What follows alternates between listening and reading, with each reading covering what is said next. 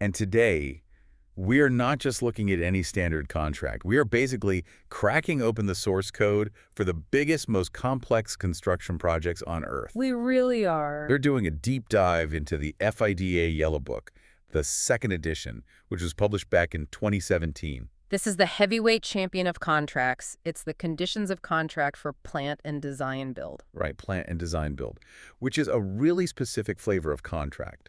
Because you have the red book, you have the silver book. Yeah. Why are we obsessing over the yellow one today? It's really all about the risk profile. It sits in this very fascinating middle ground. So, I mean, in a traditional red book contract, the employer, that's the client, right?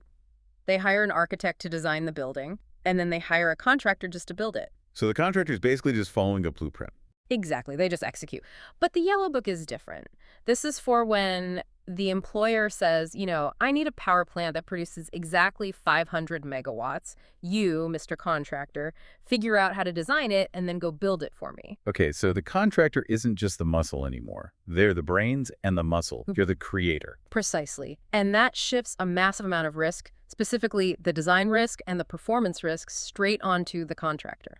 And the 2017 edition that we're looking at today, it's essentially the updated operating system for that incredibly high-stakes relationship. And from what I saw, compared to the old 1999 edition, this new version is, well, it's thick. It is much more detailed, it's stricter, it's clearer, and honestly, it's a lot more bureaucratic. Bureaucratic is definitely a polite way of saying heavy. It is heavy. I mean, it's about 50% longer than the previous version. Well, we're going to weigh every single ounce of it today. We have a massive roadmap for this deep dive. We're going to walk you through the general conditions. That's essentially the standard 21 clauses that completely define the rules of the game. From the very first handshake all the way to the final dispute. Exactly. So we've broken this down into 6 logical segments to kind of follow the life of a project.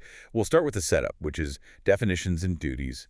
Then the core work, design and execution. Then the timeline. Right, delays and deadlines. Then the financials, which is how everyone gets paid, the safety nets covering termination and risk, and finally, the disputes.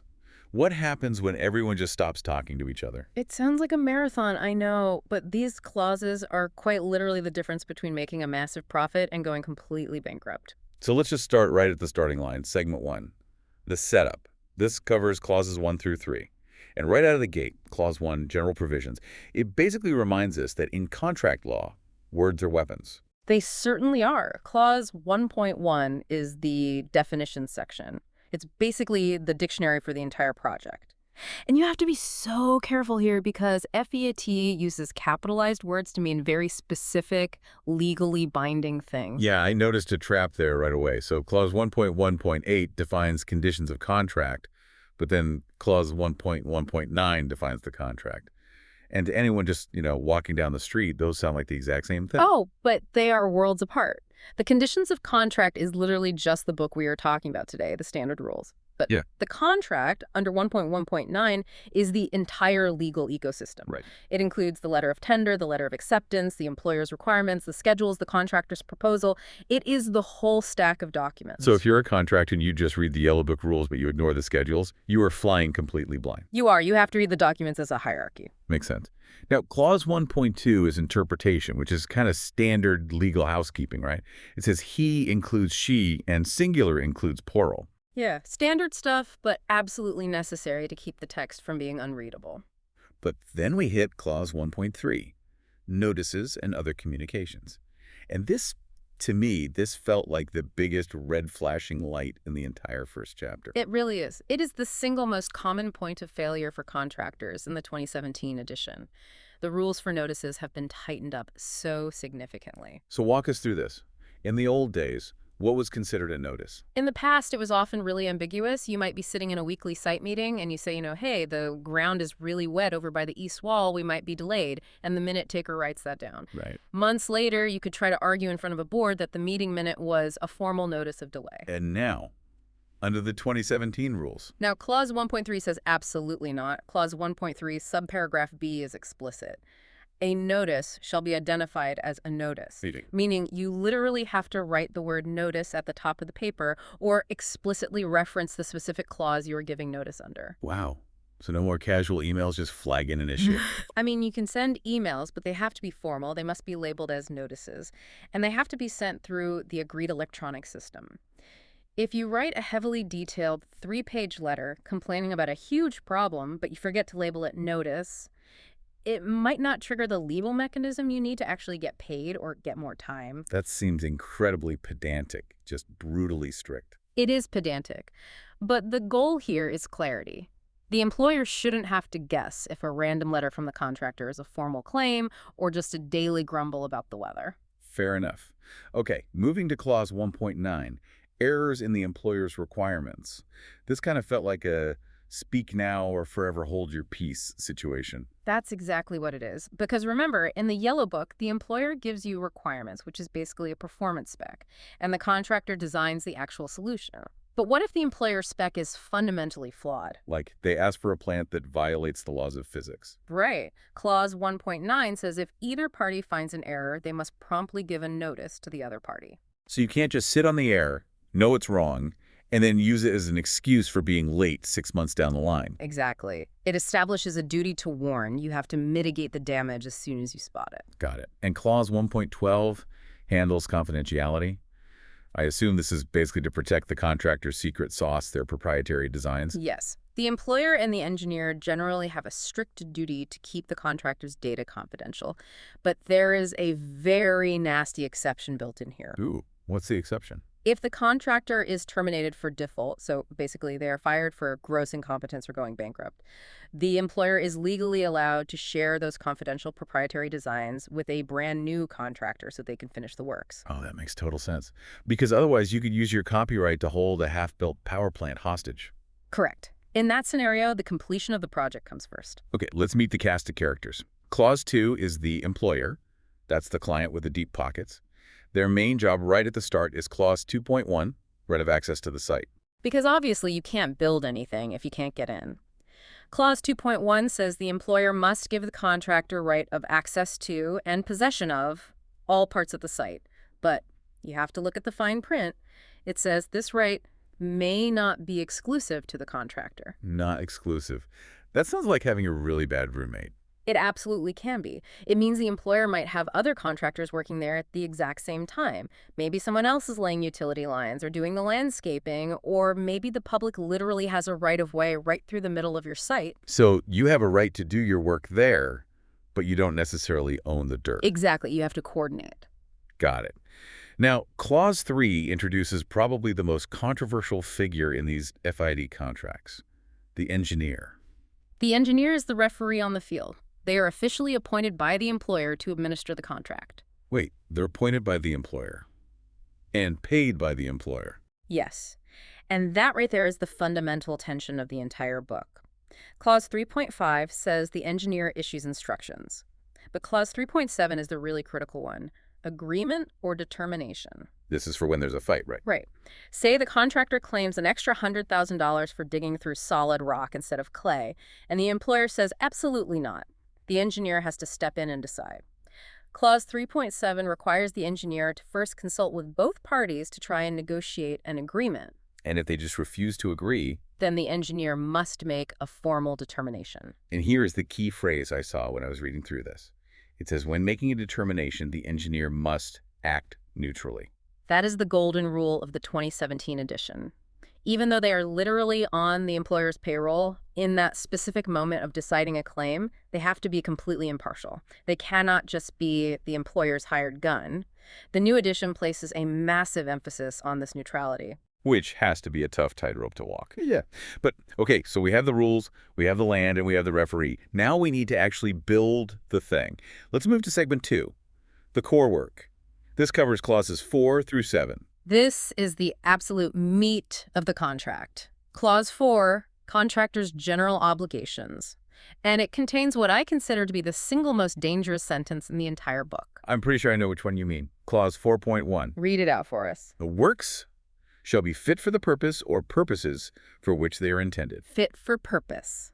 Those 3 words carry an incredibly heavy legal burden. Because it's a guarantee. Yes. In a standard construction contract, like the Red Book, you just have to build what the architect drew. If the architect drew a roof that inherently leaks, that is not your fault. You just had to use reasonable skill and care in building it. But in the Yellow Book, In the Yellow Book, you are the designer. You are guaranteeing the final result. If you design a chemical plant and you use the absolute best engineers in the world and the highest grade materials, but the plant ultimately doesn't produce the right chemicals, you have failed. wow. The fit-for-purpose obligation is absolute. You are completely liable. That is terrifying for a contractor. It means Yeah. you are basically ensuring the outcome, not just your effort. Exactly. And that ties directly into Clause 4.m, use of site data. The contractor is deemed to have already inspected the site, the surroundings, the local laws, the climate, everything, before they even sign the contract. You own the environment you're building in. But come on, you can't see underground. Yeah. What if you start digging your foundation and you hit something totally unexpected, like a massive underground river where the surveys promised soft dirt? And that brings us to the safety valve. Clause 4.12, unforeseeable physical conditions. How does that actually work in practice? If the contractor encounters physical conditions, and this includes ground conditions or even man-made obstructions, like old buried foundations that were unforeseeable, they can give a notice to get more time and money. But there's that word unforeseeable again. Who actually decides what was foreseeable? It's defined very carefully. It means not reasonably foreseeable by an experienced contractor by the date for submission of the tender. Oh, so it's not about what this specific contractor knew. It's an objective hypothetical standard. What would a really smart contractor have guessed? Exactly. And it always creates a massive battle of experts. The employer will say, well, I knew there was a river down there, you should have known. The contractor has to prove that based on the borehole data provided, no reasonable expert in the world would have expected it. If they win that argument, they get an extension of time and cost reimbursement. Okay, that makes sense. Clause 4 also covers some heavy logistics. Clause 4.15 is access route, and 4.16 is transport of goods. Right, because you have to figure out how to physically get your massive equipment to this remote site. If the local public bridge collapses under the weight of your 200-ton turbine, that is your problem to fix, not the employer's. You are responsible for the access routes. Moving on to Clause 5, design, which is obviously a Yellow Book special. Right. Clause 5.1 confirms the contractor fully carries out the design. But I really want to highlight Clause 5.6 here, as-built records. Why is that one so important? It honestly just sounds like filing paperwork at the end of the job. It sounds like paperwork, but it's crucial for the long-term life of the asset. You are building a highly complex machine. Clause 5.6 says you cannot just finish the build and walk away. You have to document exactly how you built it. Oh, because things change during construction. Exactly. Where are the shutoff valves actually located? Where did you bury the high-voltage cables? If you don't provide these accurate as-built records, the works are legally not considered complete. And then Clause 5.8 covers design error. Which is very simple. If there is an error in the contractor's design, the contractor fixes it at their own cost. Period. No debate. Let's talk about the workforce. Clause 6 is staff and labor. This clause has actually evolved a lot over the years. It's become much more human-centric, which is great. Clause 6.6 requires facilities for staff and labor. You can't just put people in tents. You have to provide proper housing, clean water, sanitation. And Clause 6.7 is health and safety. Paramount importance. The contractor must ensure the safety of absolutely everyone on the site. I also noticed Clause 6.112, key personnel. This kind of feels like a consumer protection clause for the employer. It really is. It prevents the classic bait and switch. Right. A contractor wins a massive bid by promising that their lead project manager will be Jane Doe, who happens to be a world-famous dam builder. But once they lock in the contract, they can't just swap Jane out for a fresh 22-year-old graduate to save money. Because they sold the employer on Jane. Exactly. Clause 6.12 says the key personnel named in the pender must be the ones actually doing the job. If Jane gets sick or leaves the company, her replacement has to be formally approved by the engineer. That's smart. Finally, for this segment, we have Clause 7, plant, materials, and workmanship. This clause establishes the entire quality control regime. Clause 7.3 gives the employer the right to inspection, and Clause 7.4 is testing. And this isn't just testing at the end of the project, right? No, this is during manufacture. The employer can literally send inspectors to a factory in another country to watch the steel being rolled or the pumps being assembled. They can reject bad materials before they even get loaded onto the ship. One specific detail caught my eye here. Clause 7.8, royalties. Ah, yes. This is a hidden cost that catches a lot of people off guard. Clause 7.8 says the contractor usually has to pay all royalties and rents for natural materials obtained outside the site. So if I need to dredge gravel from a nearby riverbed to mix my concrete, You pay the royalty to whoever owns the riverbed. Or if you need to dump waste soil in a local landfill, you pay the tipping fee. Those costs sit entirely with the contractor unless the contract explicitly says otherwise. good to know. Okay, so the design is locked in, the people are hired, the materials are inspected. Now we enter the dimension that causes the most stress on any project: time. Segment 3 covers clauses 8 through 11. Time is money. Clause 8 is commencement, delays, and suspension.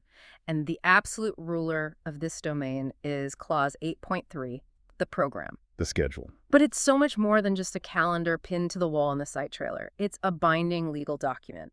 The contractor must submit a highly detailed program showing the exact sequence of works, the critical path, the resources they plan to use. And if they start falling behind, If they fall behind, Clause 8.7 kicks in and allows the engineer to demand a revised program showing exactly, step by step, how they plan to catch up and finish on time. show me how you're going to fix this. Exactly. Yeah. And then there's Clause 8.4, which is a fantastic new addition in the 2017 book, Advance Warning. I really like this concept. It feels very adult. It's what we call a good neighbor clause.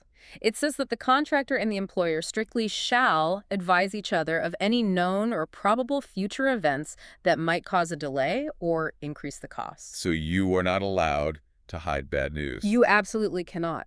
If you know a vital shipment of turbines is stuck in customs, you have to flag it right now. You can't wait until the crane is sitting idle for 3 weeks and then say, oh, by the way, the parts aren't here.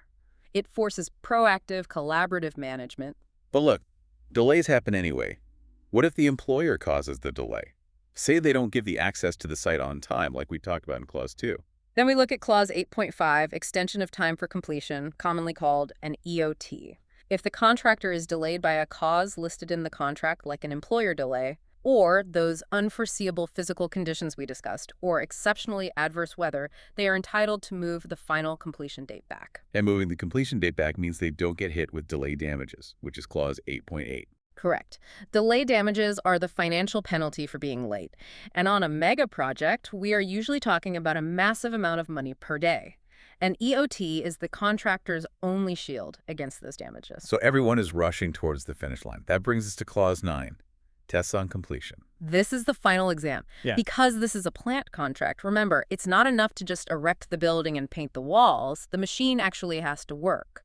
Clause 9.1 says the contractor must carry out the tests to prove the works meet the employer's requirements. And Clause 9.4 covers failure to pass.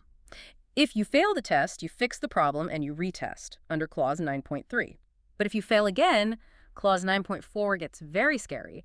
The employer has several remedies. Like what? They can order another repeat test, or they can accept the defective work but pay significantly less for essentially forcing a discount. Or if the failure deprives the employer of substantially the whole benefit of the works, they can reject the works entirely. Meaning, take your power plant back. Yes. They can terminate the contract, demand all their money back, plus financing costs. It is the absolute nuclear option. Wow. Well, assuming it passes the test, we get to pop the champagne. Clause 10, employers taking over. The great handover. Clause 10.1 states the works are taken over when they are completed in accordance with the contract and the taking over certificate is formally issued. This is the critical legal moment where the risk of loss or damage transfers back from the contractor to the employer. But it's not always an all-or-nothing deal, right? Clause 10.2 talks about taking over parts. This happens all the time. Imagine you are building a massive new international airport. You might finish the cargo terminal 6 months before the main passenger terminal is done.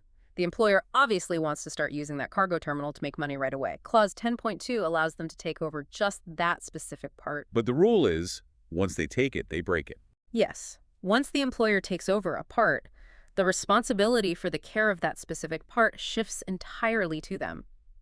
If an employer's forklift crashes into a wall in the cargo terminal the very next day, that is the employer's problem to fix, not the contractor's. But even after the handover, the contractor isn't totally walking away free and clear. Yeah. Clause 11 is defects after taking over. Right. This is the defects notification period, or the DNP. It's basically the warranty period, which is usually 1 or 2 years. Clause 11.1 says the contractor must return and remedy any defects that appear during this time. And finally, when that warranty period is all done, Clause 11.11 covers clearance of site. The final cleanup. The contractor must remove all their heavy equipment, surplus material, wreckage, rubbish. They must leave the site clean and safe. Clean and safe. I like that. All right, let's talk about the fuel that actually powers this entire engine. Money. Segment 4 covers clauses 12, 13, and 14. Well, Clause 12 is tests after completion. We can just touch on this briefly. Sometimes you need to test the plant while it's actually operating commercially for a few months to prove its long-term reliability. But the real financial action, the big money, is in Clause 13. Clause 13, variations and adjustments, because no plan ever survives contact with reality. Exactly. Clause 13.3.1 covers variation by instruction. The engineer can simply order a change. Move that concrete wall 10 feet to the left, or add a backup diesel generator. The contractor is legally obliged to do it, and the contract price is adjusted accordingly. But Clause 13.2 is easily my favorite in this section. Value engineering. This is a brilliant mechanism. It allows the contractor to act almost like a consultant. The contractor can submit a written proposal to the engineer saying, look, if we tweak this design slightly or use this different modern technology, we can reduce the overall cost to the employer or shorten the schedule or improve the efficiency of the plant. Which really encourages innovation on the ground. It does, and usually the contract allows the contractor to share in the financial savings. So if your brilliant idea saves the employer $1 million, maybe you get to keep $500,000 of it. It perfectly aligns their incentives. But prices can also fluctuate without anyone asking for a change. That's Clause 13.6 and 13.7. Adjustments for changes in laws under 13.6 and adjustments for changes in cost under 13.7. This basically protects the parties against the unpredictability of the outside world. Right. If the host country's government suddenly passes a new law heavily taxing imported concrete, or if global inflation just goes through the roof and steel prices triple, the contract price can be adjusted. It prevents the contractor from being completely bankrupted by macroeconomic forces it can't possibly control. So how does the cash actually move from the employer's bank account to the contractor? Clause 14, contract price and payment. It's a very strict, highly regulated process. Clause 14.2 usually provides for an advance payment. Like a deposit. Basically. The employer gives the contractor a chunk of capital up front, essentially an interest-free loan, so they can mobilize, buy the massive tunnel boring machines, set up the worker camp. Then, as they do the work, they get interim payments under Clause 14.3. Every single month, the contractor submits a massive statement saying, I did exactly this much work. The engineer reviews it, measures it, and issues an IPC, an interim payment certificate, under Clause 14.6. And the employer absolutely must pay whatever that certificate says. Yes. The engineer certifies the amount, the employer pays it month after month until the very end of the job.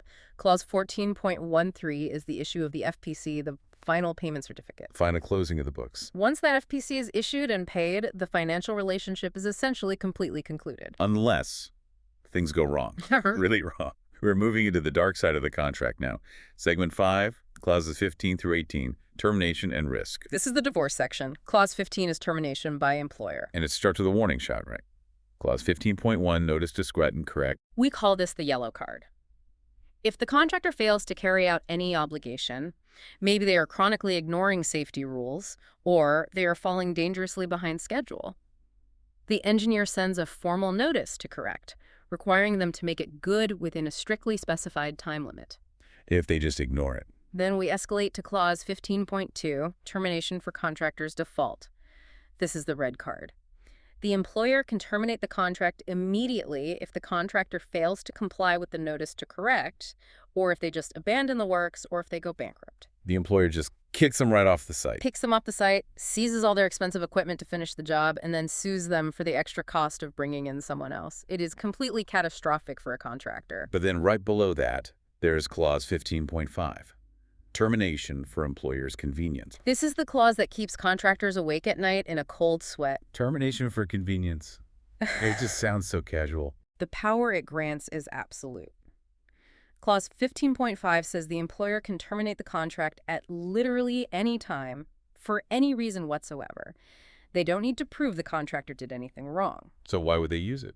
Maybe the local government changed its energy policy. Maybe the international funding dried up. Or maybe they just woke up and decided they don't want a hydroelectric dam anymore. That seems incredibly unfair to the contractor who has already mobilized an army of workers and ordered millions of materials. It is hugely disruptive. However, the clause does have built-in financial protections. The employer has to pay for all the work done, all the materials already ordered, and importantly, the costs reasonably incurred in removing equipment and repatriating the workforce.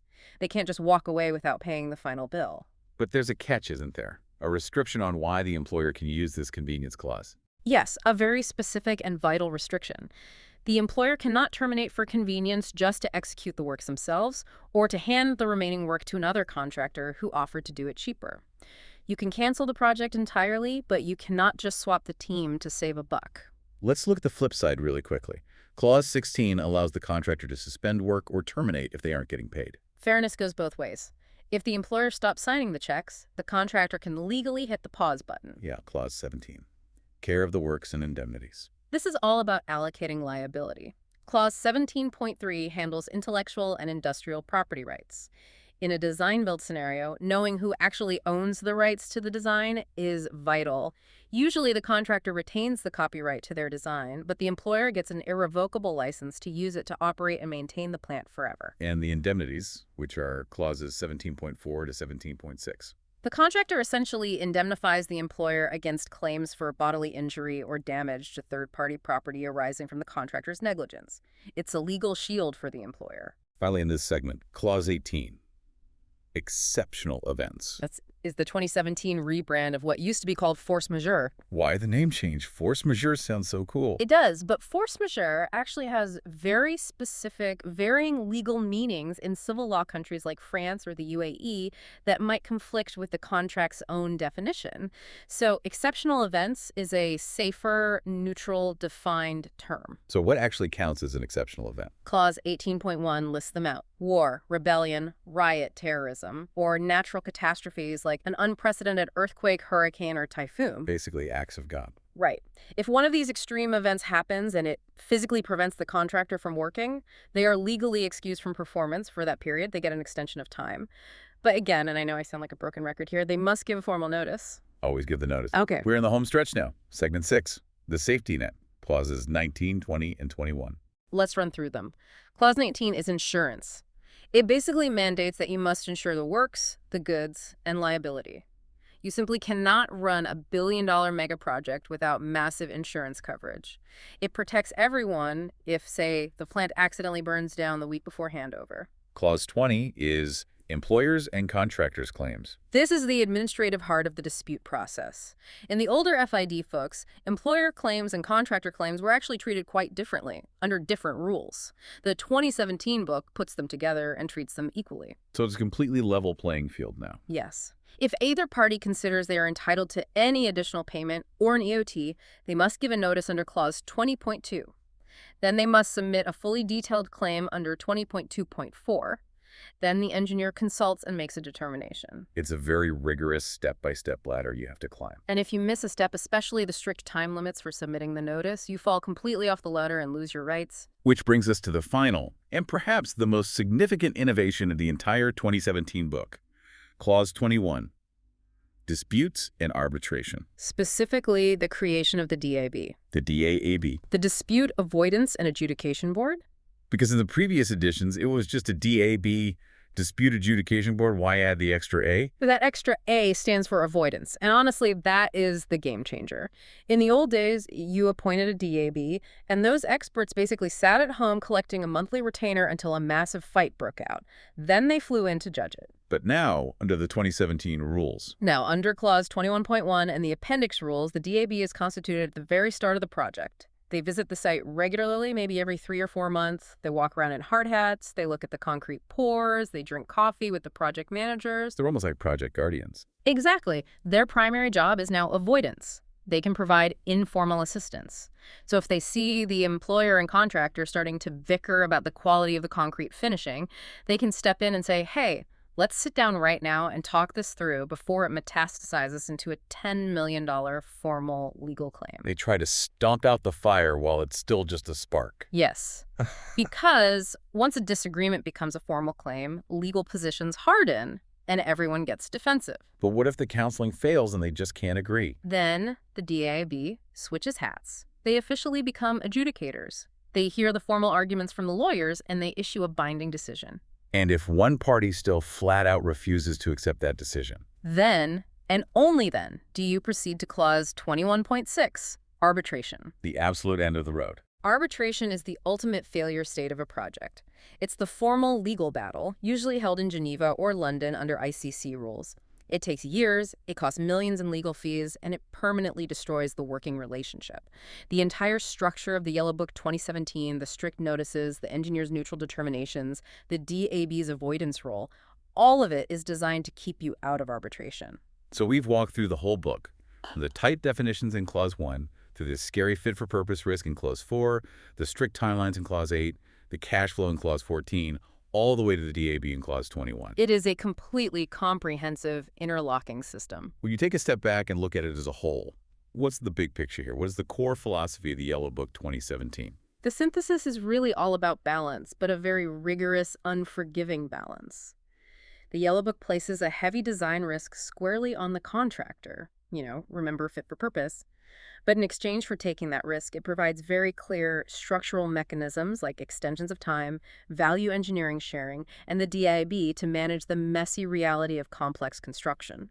It acknowledges that things will inevitably go wrong, and it provides a highly detailed rulebook for fixing those things without stopping the actual physical work. It's essentially a machine for turning chaos into order. That is a very, very good way to put it. Well, before we wrap up, I want to leave you with one final thought to mull over.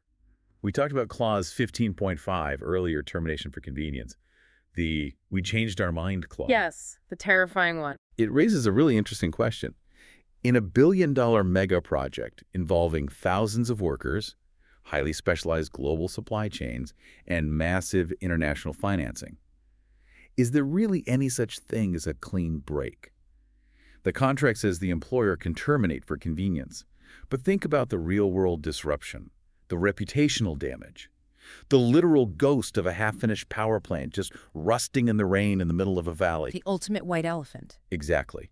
Is the legal convenience provided by that clause actually just a different kind of incredibly expensive chaos? That is the ultimate paradox of the book. The clause offers a clean legal out, but the practical, boots-on-the-ground reality is anything but convenient for anyone involved. Definitely something to think about the next time you look out and see a massive crane on the skyline. So look at your own contracts, everyone, even the small ones. Check the definitions, label your notices, because the rules of the game determine who wins. Thanks for taking this deep dive with us. Thanks for having me. Goodbye.